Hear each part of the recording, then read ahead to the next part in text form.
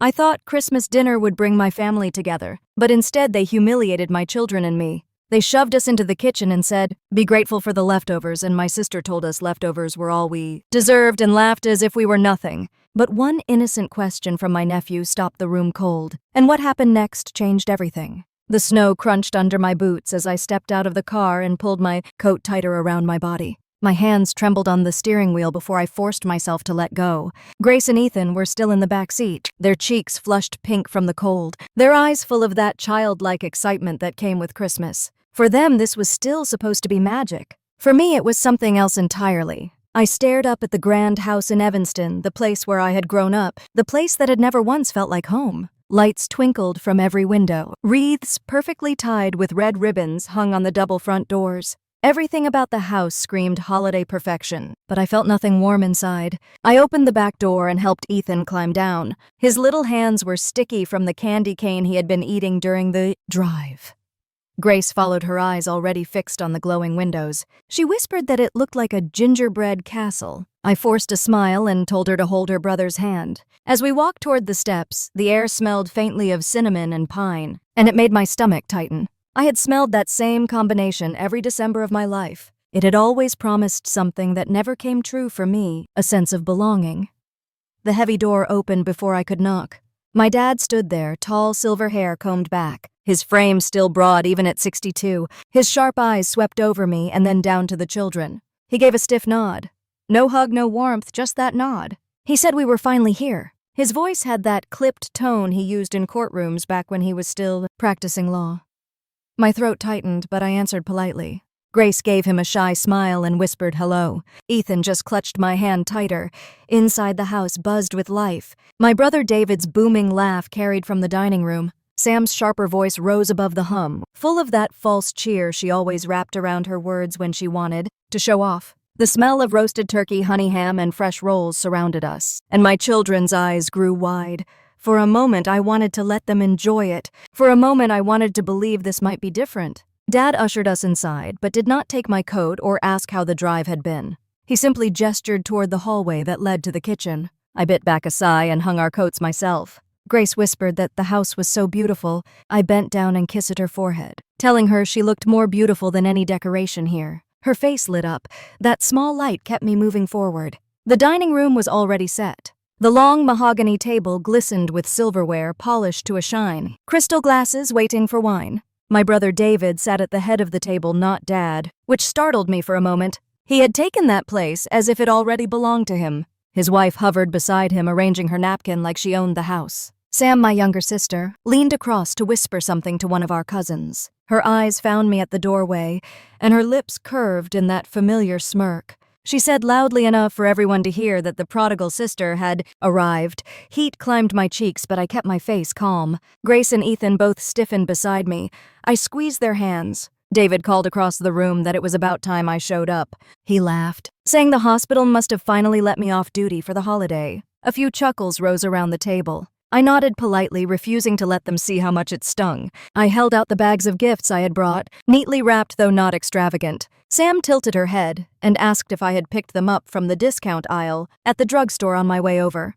Her laughter was sharp-cutting. Some of the cousins joined in with uneasy chuckles. Grace looked up at me, confusion in her eyes, and Ethan tugged at my sleeve. My stomach twisted, but I forced a smile and set the gifts under the tree. I told Sam that sometimes the best things come in simple packages. For a moment, silence stretched. Then David raised his glass and said we should sit down before the food got cold. Chairs scraped against the floor, the clatter of silverware starting up again. My children looked toward the table, their small bodies shifting as if waiting for me to guide them to their seats. That was when Dad stepped forward, his voice hard. He said there were no seats left at the main table, but we could find a place in the kitchen. The words hit me like ice water, but I nodded quickly before Grace or Ethan could react. I told them we would settle in soon. My voice was steady, but inside my heart pounded. The children's eyes filled with uncertainty, but they followed me obediently. I heard Sam's quiet snicker behind us, followed by the clink of glasses as if nothing had happened. We entered the kitchen, and I helped the kids climb onto the stools near the counter. I pulled out plates and began serving them from the smaller platters left by the staff. The turkey slices were already drying out, and the mashed potatoes had cooled. I pretended not to notice. Grace took a bite and looked down at her plate. Ethan swung his legs, trying to act cheerful. I stroked his hair and told him everything tasted wonderful. From the other room, laughter rose again, louder this time, as if the walls themselves knew we were supposed to hear how excluded we were. My chest ached, but I swallowed hard. I told myself that all that mattered was keeping my children's spirits alive. When I stepped back to glance into the dining room again, Sam caught my eye. She leaned slightly toward her husband and said something that made him laugh. Then she mouthed the words, "Table scraps are all you deserve." Her smile was sharp as glass. I wanted to turn away, but I held her gaze for one long breath. Then I looked back at my children and forced a gentle smile. I told them we were going to make the best of our own little Christmas feast. Grace nodded, though her eyes were shiny. Ethan just stuffed another bite into his mouth. The sound of clinking glasses rang out from the dining room. David was giving a toast about family, about tradition, about loyalty. The irony of his words pressed heavy against my chest. I sat down beside my children, my fork trembling in my hand, and told myself that silence could sometimes be the loudest reply. Dad's voice cut through the clinking of glasses and the chatter that filled the dining room. He said firmly that Taylor and the kids could eat in the kitchen since the table was already full. For a moment I thought I had misheard him, that maybe he was joking in that sharp way of his, but the look on his face was stone cold. His eyes were fixed on me, daring me to argue. My throat went dry and I managed a nod, though every part of me screamed against it. Grace's small hand tightened around mine. She whispered softly, asking why we couldn't sit at the big table like everyone else. I squeezed her hand and told her we would be fine. Ethan, too young to understand the insult fully, just followed along, his small feet patting across the polished floor as we made our way to the kitchen. Behind us, I could hear muffled laughter, the scrape of chairs being pulled in, and then Sam's voice too loud, cutting across the room as she told her husband that table scraps were all I ever deserved. My face burned, but I kept walking. The kitchen smelled of roasted vegetables and gravy cooling on the counter. The warmth of the stove was comforting for a moment, but the sight of the plates left behind was enough to remind me of our place. The leftovers were piled into smaller serving bowls, mashed potatoes already crusting at the edges, slices of turkey turned dry, the glossy shine of the glaze on the ham dulled. I pulled out 3 plates, trying not to let my hands shake. Grace climbed onto a stool at the counter, her eyes darting toward the doorway where laughter and cheers spilled in from the dining room. She asked in a whisper why Grandma and Grandpa didn't make room for us. I brushed a strand of hair from her face and told her sometimes people forget what really matters, but that tonight we would remember. Ethan swung his legs happily, trying to dip his spoon into the bowl before I could even serve him. His innocence was a small relief. I set down plates, dividing what I could, trying to make it look inviting. I told the kids this was our special table. Grace forced a smile and picked at her food, her small shoulders slumping. The sound of a toast rang out from the other room, David's booming voice praising family and loyalty. I clenched my fork until my knuckles ached. Ethan asked if we could still open gifts after dinner. I told him of course. I reminded both of them that Christmas wasn't about where you sat, but about who you sat with. Grace nodded, but I could see the sadness in her eyes. She had always been perceptive, old enough to recognize humiliation when it sat right in front of her. I tried to eat, but the food was tasteless. My ears caught every burst of laughter from the dining room, every clink of glasses, every cheer that rose in unison. I felt like a ghost in my own family's home. The children chewed quietly, their small faces pale under the kitchen light. I reached out, touching their hands one after the other, grounding myself in their presence. The sound of footsteps made me glance up. Sam leaned against the doorway, holding her wine glass like a trophy. Her lips curled into that cruel little smile that had followed me since childhood. She said it seemed fitting that I was back where I belonged. Her eyes swept over the plates of leftovers, then back to me. I didn't reply.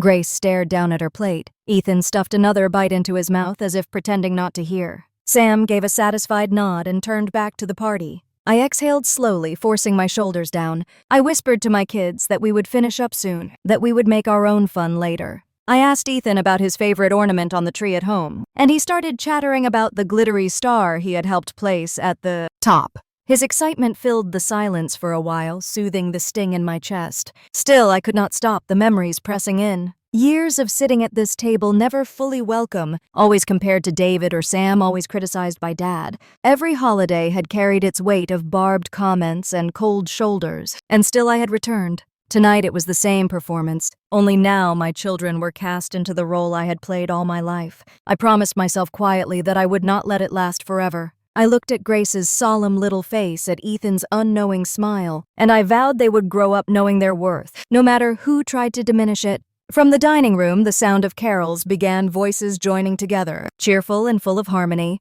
The words floated in, carrying with them a sting of irony so sharp it felt like a blade. I swallowed hard, picked up my fork, and forced myself to keep eating, because sometimes the strongest thing you could do was simply endure. The fork felt heavy in my hand as I pushed the food around my plate, pretending for the sake of my children that this was just another holiday meal. In truth, every bite turned to sand in my mouth. My ears caught every burst of laughter that rose from the dining room, each sound sharper than the next. I lowered my gaze to hide the sting in my eyes, but inside my chest a familiar ache swelled, one I had carried since childhood. The kitchen light flickered slightly, casting shadows on the pale walls, and suddenly I was no longer in the present. I was back in the past, a little girl again in this same house, sitting on the stairs while voices carried from the dining table I had never truly belonged to. I was born in the spring of 1990. My mother died that very night. I had been told the story in fragments over the years, never with kindness. Dad had always carried the weight of it in his eyes, and though he never said the words directly, I knew he held me responsible. My earliest memory is not of a gentle touch or a lullaby. It is sitting on the edge of a bed with sheets that smelled faintly of antiseptic, watching my dad pace across the room, his hands clenched, his jaw tight. He never looked at me with softness. He looked at me as if I had stolen something he could never get back. By the time I was old enough to understand, I realized that David and Sam had inherited not only his approval, but his affection. He cheered at David's baseball games, took him to law firm dinners, told anyone who would listen that his son would be the next great Carter, attorney. He showered Sam with compliments about her smile, her charm, and her potential to marry well. When it came to me, his words were measured, critical, meant to keep me small. I remember sitting at this very table when I was 10, clutching a report card with straight A's, only to hear him mutter that I should not get too proud because grades were meaningless if I did not follow the right path. I had wanted to be a doctor for as long as I could remember. Something in me needed to mend what had been broken, perhaps to give back the life my mother had lost. I loved science, loved the way biology explained the mysteries of the body, and loved the feeling of caring for others. But when I voiced my dream to my dad in high school, he shut it down with one sentence. He said there would be no doctor in this family, only lawyers. He told me it was law school or nothing. The years that followed were filled with arguments, slammed doors, nights spent crying into my pillow. I worked part-time at a diner just to save a little money for applications. I filled out forms in secret, hiding them between textbooks. I remember the day the acceptance letter from the University of Illinois College of Medicine arrived. My hands shook as I opened it, tears spilling onto the page. For one brief moment, I felt like I could breathe. Then Dad found out. He cut me off financially within an hour. He told me I would not see a dime of his money, that I was ungrateful, selfish, and foolish. He called me the reason our family would never be whole. I still remember standing on the porch, watching him walk back inside without even glancing over his shoulder. My heart shattered that day, but I clung to the letter in my hand. I promised myself I would make it through. Those years in medical school nearly broke me. I worked shifts at the hospital cafeteria, waited tables on weekends, and studied until my vision blurred. I carried student loans that felt like chains around my ankles. Some nights I went to bed hungry just to make sure I could cover the next tuition bill.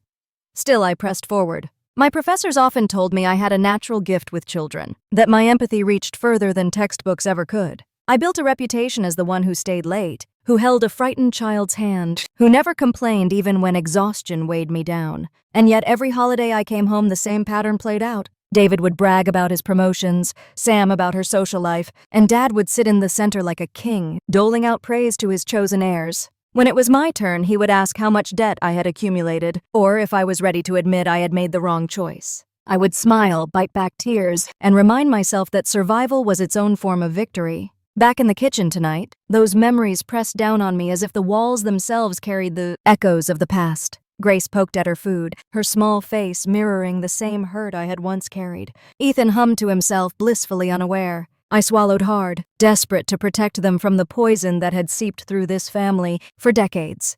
Footsteps approached and I stiffened. Sam leaned in the doorway, swirling her wine glass with deliberate ease. Her eyes flicked to the plates in front of us, then back to me. She smirked, telling me this seemed familiar, me sitting apart, playing the outcast. She said some things never change. Her words sliced through me like knives, dragging me deeper into the past. I remembered being 15, sitting alone on the back porch after another family argument. Sam had come out, her voice laced with triumph, reminding me that no matter what I did, I would never measure up. She had always known how to twist the knife, and Dad had never corrected her. If anything, he had smiled, proud that she was strong. I closed my eyes, inhaling deeply. I told myself I was not that teenage girl anymore. I was a woman who had fought her way through every obstacle, who had built a life for her children without a single ounce of their help. I looked back at Sam and told her calmly that sometimes things did change. My voice did not tremble. Her smirk faltered for just a moment before she rolled her eyes and walked away. Grace looked up at me, then her eyes searching my face. She asked if Aunt Sam was right, if some things never changed. My throat ached, but I smiled softly and told her that people could change, that we could choose to break cycles if we were brave enough. I told her she and Ethan were proof of that. She nodded slowly, though the sadness in her eyes lingered. I reached for her hand, pressing it gently. I thought of every lonely night in my tiny apartment during residency, every time I'd held on to hope when all I had was exhaustion. I had endured worse than this dinner, and I would endure this too. The clinking of glasses grew louder from the dining room. David's laugh rose above the others as he boasted about his latest deal in real estate, his words dripping with pride. I imagined Dad's approving nod, the same one he had given David since childhood. For a moment, bitterness welled inside me, hot and heavy. Then I looked back at my children. Their presence anchored me, reminding me that I no longer needed his validation. I took another bite of the cold turkey, forced it down, and lifted my chin. Silence had been my shield for years, but tonight I felt the first flicker of something different.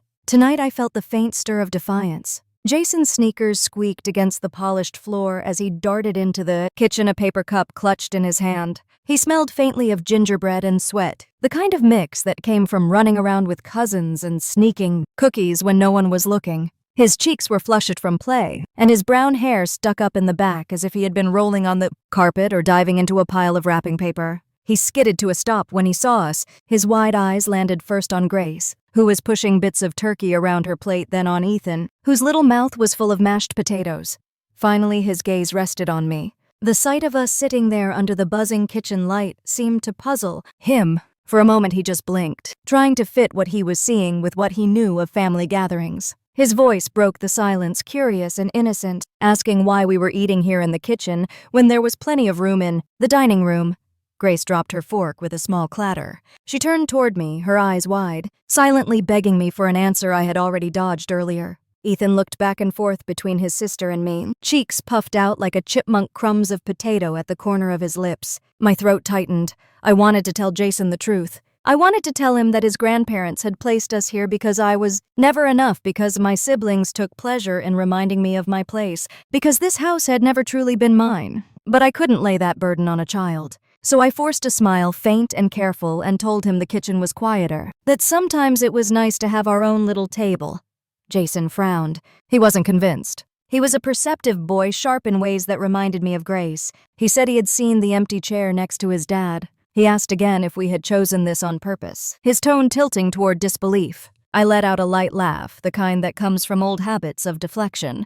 I told him we liked it this way, that it was fine. Grace stared down at her plate, tearing a piece of turkey into smaller and smaller bits. Ethan swung his legs, cheerfully humming to himself, too young to understand what was happening, too innocent to feel the sting of exclusion. Jason took a sip from his cup, but his eyes never left me. His curiosity pressed against the silence until even I felt exposed. Then his gaze shifted upward, through the open doorway that framed the living room. The television mounted on the far wall was still on, sound muted so it wouldn't interrupt the conversation at the big table. It had been playing news segments all evening, background noise no one paid attention to. And then I saw it.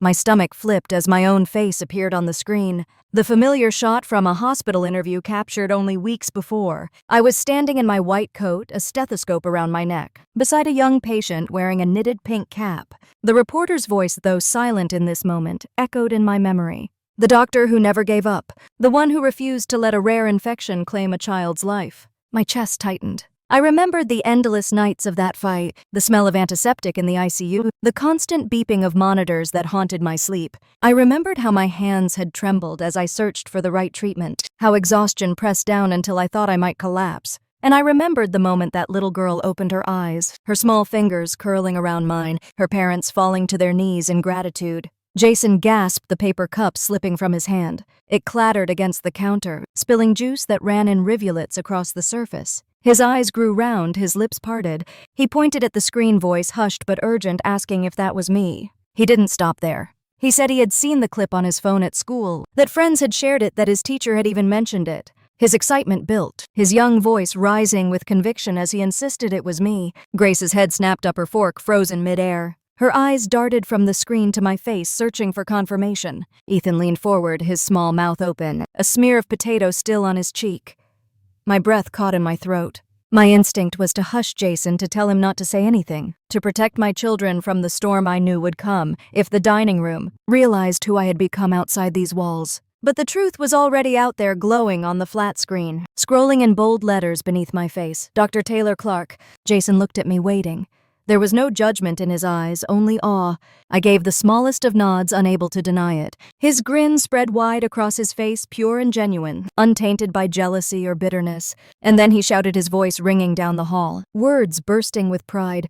My auntie is the doctor on TV. His declaration carried like a stone tossed into still water, ripples spreading instantly. The laughter from the dining room faltered, conversations cut off mid-sentence. Chairs scraped against the polished floor, the sound harsh in the sudden silence. Glasses were set down, forks dropped to plates. The air shifted heavy and charged. Every eye from the dining room swung toward the television, then toward me, standing frozen in this kitchen doorway with my children beside me. Grace's small hand slipped into mine, her palm clammy with nerves. Ethan pressed himself against my leg, whispering in awe, "Is that really you, Mom?" I bent down just enough to kiss the top of his head, my lips trembling, and whispered yes. The silence that followed was suffocating. It pressed against my ears, my chest, as if the entire house was holding its breath. The television kept rolling, showing images of me walking through the pediatric wing, bending down to smile at patients, shaking hands with nurses. Every second that passed tightened the noose of truth around the room. Jason looked back at me, his pride undimmed. He had no idea that his words had just lit a fire that would burn through the fragile mask of my family's perfection, but I knew. I felt it in the way the air crackled, in the way silence pressed too heavy to last. Something irreversible had just happened, and for the first time that evening I did not feel ashamed. I felt the faint stir of power. Jason's voice rang out clear and sharp, echoing through the dining room and spilling back into the kitchen where I stood frozen with my children. Auntie is the doctor on TV. The words cut through laughter like a blade through silk. Everything stopped. Forks dropped onto china. Wine glasses hovered halfway to lips. Even the candles flickering on the polished mahogany table seemed to pause. The easy chatter that had filled the room collapsed into a heavy silence, the kind that made the air thicken and the skin prickle on the back of my neck. I felt Grace's small hand tighten in mine, her eyes wide and searching. Ethan pressed himself against my hip, his breath warm through my dress, whispering in awe if it really was me. I bent just enough to brush his hair back, my throat too tight for words, but I managed a nod. My own face stared back at us from the flat screen, caught mid-sentence, my name scrolling in bold letters beneath. The newscaster's voice was muted, but I knew every word by heart. They had called me relentless, the doctor who refused to give up, the woman who saved a little girl no one thought would live. My colleagues had called it a miracle. For me, it had just been another night of doing what I could not walk away from. In that kitchen doorway, I felt the memories surge back. The smell of antiseptic, the blinding fluorescent lights, the sound of the ventilator ticking off every second between life and death. The trembling of my own hands as I refused to let a child slip away. The raw gratitude of parents who clung to me as if I had been the one to breathe life back into their daughter. Now here I stood with my children beside me, facing the family who had always told me I was nothing, while the television shouted otherwise. Chairs scraped against the floor as heads turned. David's booming laugh, so steady only minutes before, had cut off mid-note. His jaw was tight now, his eyes darting between me and the screen. Sam's smirk dissolved, her lips parting as if she wanted to speak but couldn't find the words. My dad's fork had slipped from his hand and lay abandoned on his plate, his knuckles pale as he clenched his fist against the tablecloth. For years I had craved a moment like this, when they would finally have to see me for who I was. Yet now that it was here, it was not triumph I felt first. It was fear. Jason beamed, oblivious to the tension. He repeated it again louder, telling the whole table that his auntie was the doctor who saved a little girl on TV. His voice carried with the confidence of a child who believed the truth should be celebrated, not hidden. He looked proud, his chest puffed as if my achievement was his too. The cousins exchanged looks, some curious, some uneasy. One whispered to another too softly for the adults to miss that they had seen the clip online, that their co-workers had been talking about it. Sam shot them a sharp glare, silencing them. David recovered first. He leaned back in his chair, forcing a laugh that sounded brittle. He said it must be a coincidence, maybe someone who looked like me, maybe the camera had distorted things. His tone was meant to dismiss, to brush away the truth before it stuck. But Jason would not let him. No, he insisted. He had seen it at school, he had shown his friends. It was me. The air thickened further. My dad finally spoke, his voice low but cold, saying we had come to eat dinner, not to indulge distractions. His words cracked like a gavel, the same tone he used when shutting down arguments in the courtroom. But even he could not disguise the tremor in his voice. I looked at him, my heart pounding. For years, I had sought his approval, carried the weight of his blame, bent myself into silence under his judgment. Now he looked at me with narrowed eyes, and for the first time, I saw something crack behind them. It was not disappointing, it was fear. Sam clutched her wine glass tightly, the stem trembling in her fingers. She forced a laugh, shrill and uneven, claiming that fame did not last, that the news blew everything out of proportion. She said heroes did not parade themselves on TV. She said real success did not need a spotlight. Her voice faltered on the last words. Jason looked at her, confusion clouding his young face. He asked why she was upset when it was a good thing, when someone saving a child's life was something to be proud of. His innocence cut sharper than any insult, a truth none of them could refute. I felt my shoulders square, my spine straighten. I did not speak. I did not need to. The images on the television spoke louder than I ever could. My children's eyes glowed with pride, and that was enough. The silence stretched unbearable. Every second felt like a crack spreading across glass, fragile but unstoppable. No one touched their food. No one lifted a glass. Even the fire in the hearth popped at the wrong moment, startling Sam so much she nearly spilled her drink. David muttered again that it was humiliating, that I was making the family look foolish. His wife touched his arm, whispering something to calm him, but he shook her off. He turned his gaze on me, sharp and bitter, asking if I was proud of myself, if I had planned this, if I had chosen tonight of all nights to shove my success in their faces. My lips parted, but no words came. The truth was, I hadn't planned any of it. I hadn't asked for this segment to air tonight, hadn't known Jason would walk in at that exact moment, hadn't expected the carefully built mask of this family to fracture in front of me. But maybe fate had. I looked down at Grace. She stared back up at me, her eyes wide but steady. Her small hand squeezed mine, her silent message clear. I was not alone. That realization burned through my fear, leaving something else in its place. Resolve. The dining room lights glinted off the polished silverware, casting small reflections like sparks across the table. For a moment, I imagined the years of holidays I had sat here quietly, enduring jokes at my expense, swallowing shame, forcing smiles while my insides ached. And now here we were, with the truth staring everyone in the face, undeniable, unerasable. I stood a little taller, the weight on my chest shifting into something lighter, sharper. For once, I did not feel like the child banished to the corner. I felt like the woman I had fought to become. No one said another word. The only sound was the faint voice of the reporter spilling from the muted television, words I knew but did not need to hear. And in that silence, for the first time in decades, the power in the room no longer belonged to them. The silence in that dining room did not last long. Tension never does. It bends until it has to break, and in my family, it always broke the same way, with anger. My dad was the first to move. He cleared his throat, the sound rough, uneven, as if he were trying to swallow down his own unease. He said we were letting things get out of hand, that it was Christmas, not a circus, and that dinner was meant to be enjoyed in peace. His eyes avoided mine, fixed instead on the flickering candles. That more than his words told me everything. For the first time, he wasn't sure where to direct his power. Sam wasn't nearly as careful. She leaned forward, gripping her wine glass so hard her knuckles went white. Her face was flushed, and her smirk had long vanished. She spat out that I had ruined yet another holiday, that somehow I had this talent for making everything about me. Her voice cracked on the last word, more shrill than strong, but still sharp enough to sting.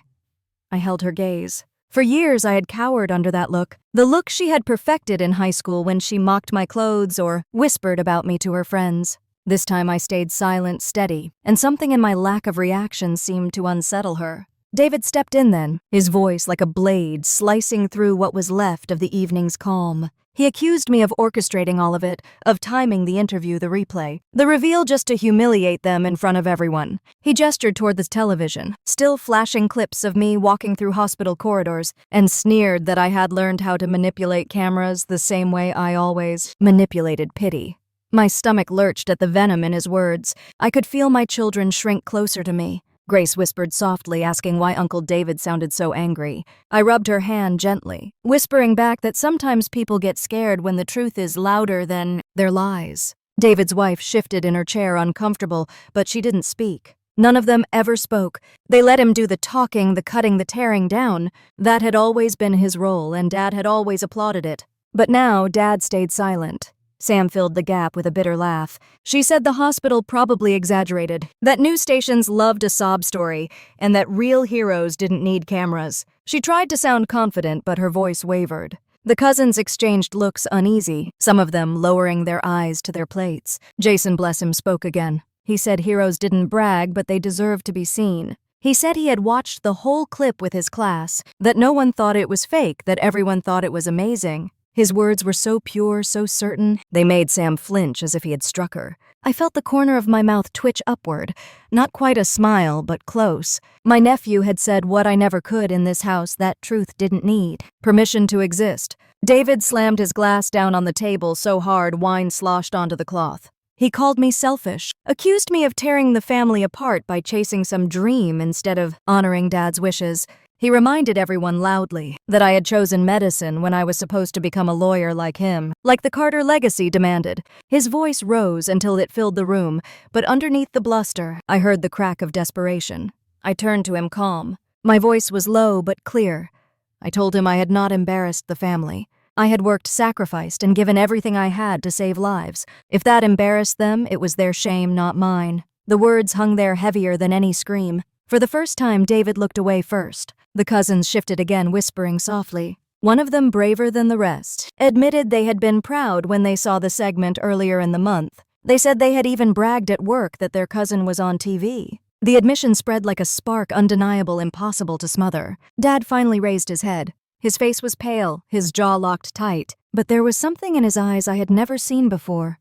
Fear. Fear that the narrative he had built for decades was unraveling, right here at his table. I almost pitied him at that moment. Almost. The silence returned, but it was different now. It wasn't the silence of dismissal, the silence of me shrinking smaller. It was the silence of cracks spreading in walls that had always seemed unbreakable.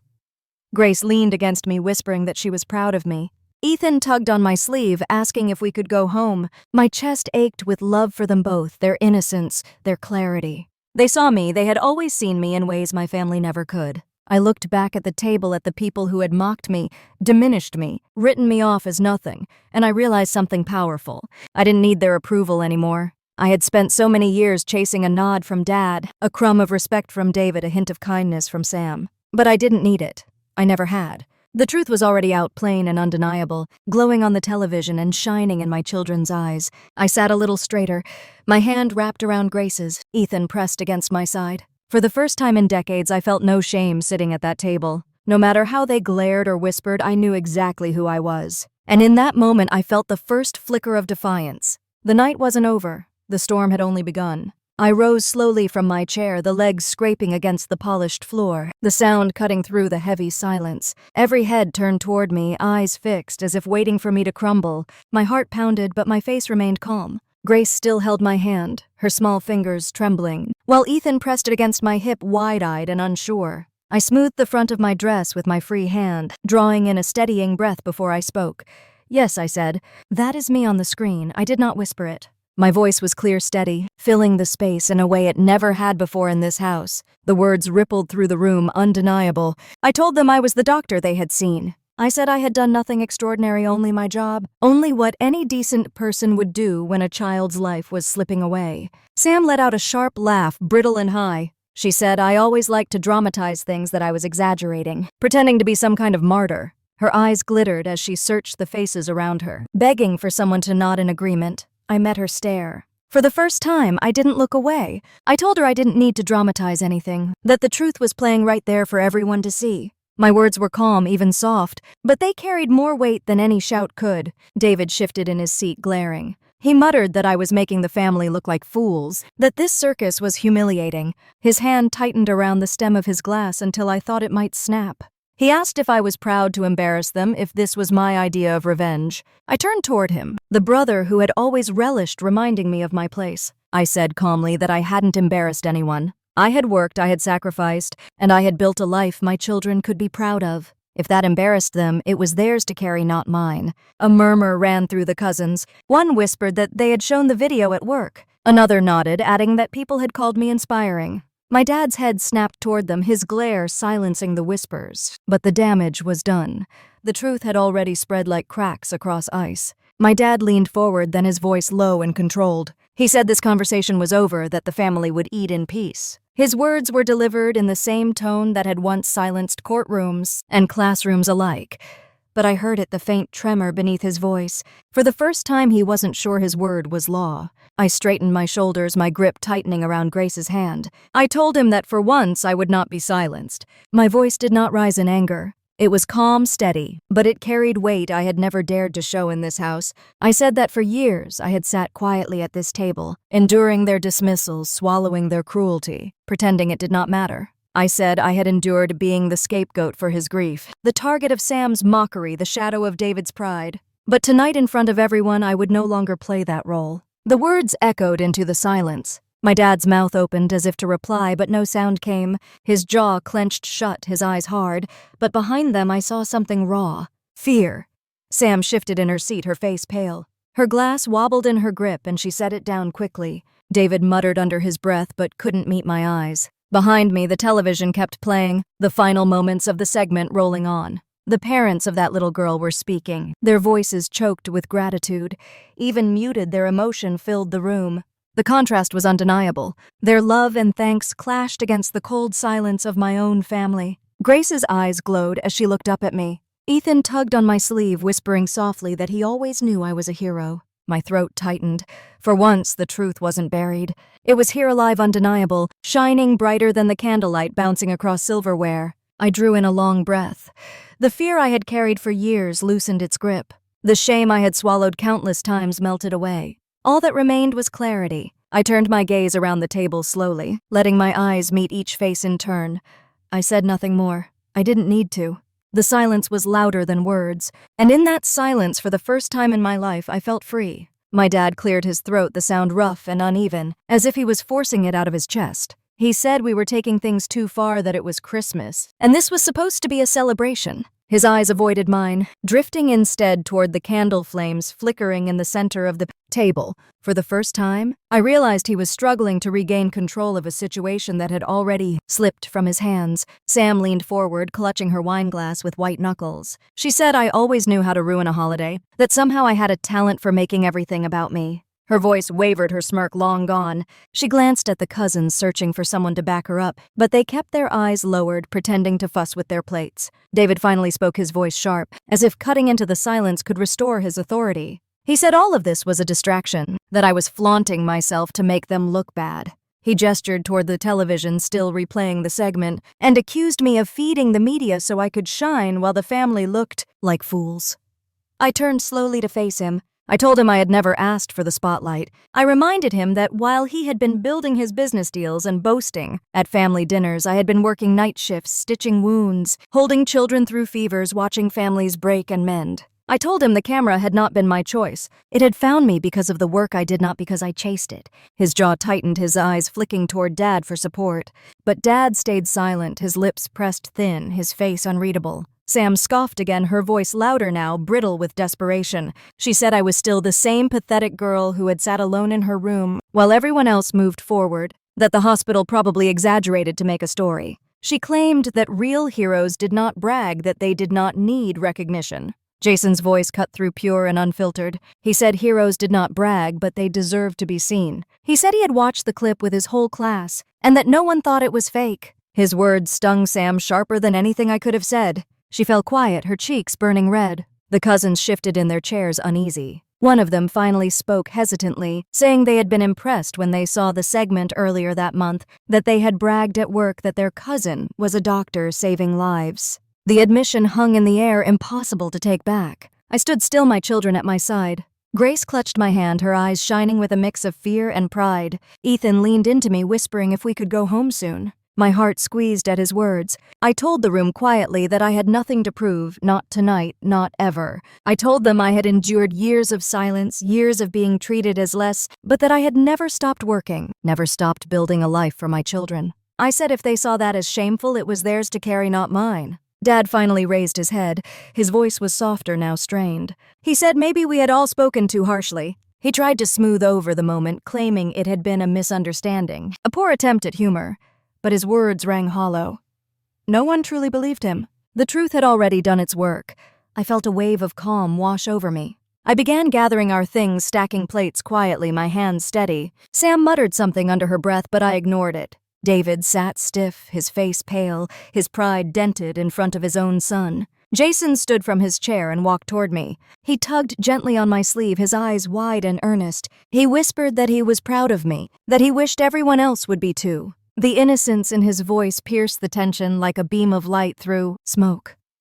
I bent down, kissed his forehead, and told him thank you. Around us, the room had fallen into an awkward hush. My words had landed, and the silence that followed was no longer about shaming me. It was about their own reflection, the mirror I had just held up to them. The decision to leave came to me as naturally as breathing. My hands moved without hesitation, gathering Grace and Ethan's coats from the hallway closet, their soft mittens still tucked in the sleeves. My children's eyes followed me, sensing the finality in my movements. Grace rose quietly from her stool, slipping her small hand into mine, while Ethan rubbed his eyes and asked in a whisper if we were going home. I nodded, brushing his hair back with trembling fingers, and told him, yes, it was time.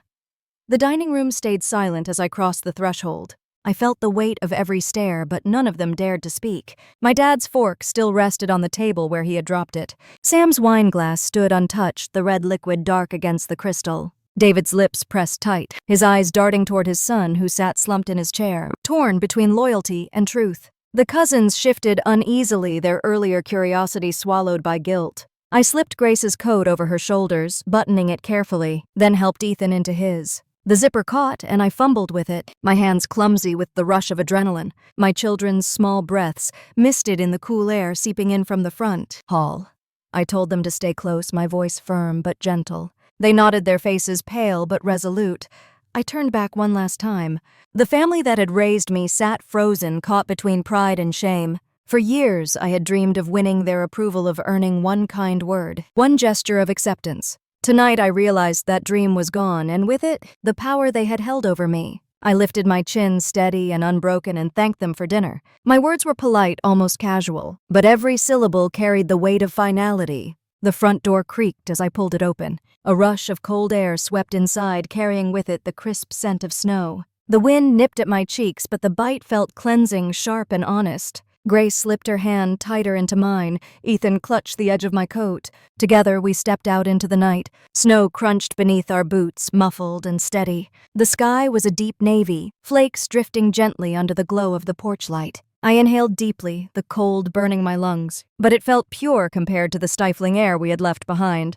The heavy door closed behind us with a dull thud, cutting off the last echo of that house. We walked down the driveway, our breath puffing into small clouds. I glanced back, once seeing the warm golden light spilling from the windows, the shadows of figures moving stiffly inside. For a fleeting second, the house looked like a snow globe, perfect from the outside hollow within. Ethan tugged on my sleeve, asking if we would still have Christmas. His voice was soft, tinged with worry. I crouched down, cupping his small face in my hands, and told him, yes, we would have Christmas, a better one filled with love instead of shame. His eyes brightened, and he wrapped his arms around my neck. Grace stood close, her expression thoughtful. She whispered that she was proud of me, that she had seen how scared everyone looked when Jason told the truth. She said maybe they would think twice before treating us like we were less. Tears stung my eyes at her words. I hugged her tightly, telling her she was braver than she knew. We reached the car, the windshield dusted with snow. I brushed it clear with my sleeve, my fingers numb but determined.